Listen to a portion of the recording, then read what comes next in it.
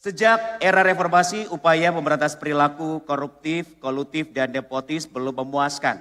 Indikasinya, masih ada perilaku KKN yang terjadi di kalangan birokrasi.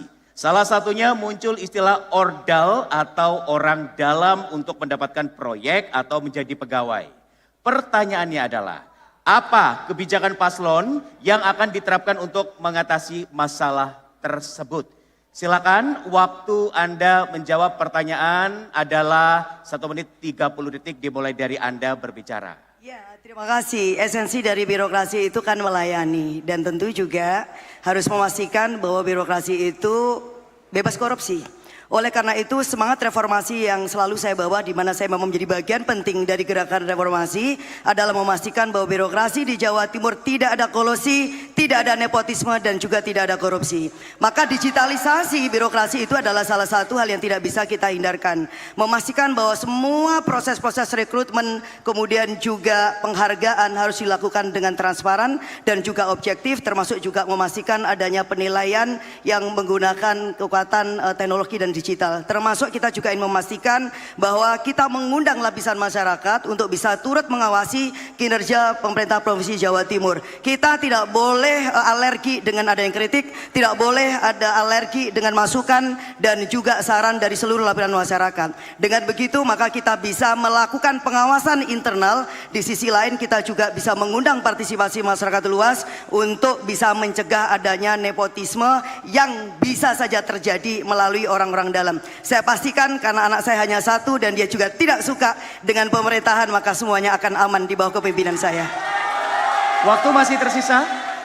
Ya. Cukup? Baik, waktu dicukupkan. Kemudian kita beralih ke Cagup nomor urut 3. Silakan Anda menanggapi jawaban dari Cagup nomor urut 1. Waktu Anda 1 menit dimulai dari Anda berbicara. Silakan.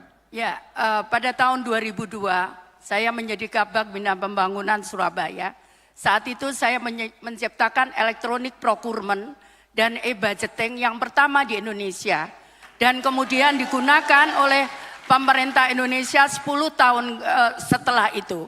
Yang ingin saya sampaikan adalah tata kelola pemerintahan dengan elektronik itu akan bisa dinikmati oleh rakyat karena masyarakat akan bisa melihat secara langsung dan berpartisipasi aktif karena semua dilakukan dan proses itu dilakukan dengan transparan.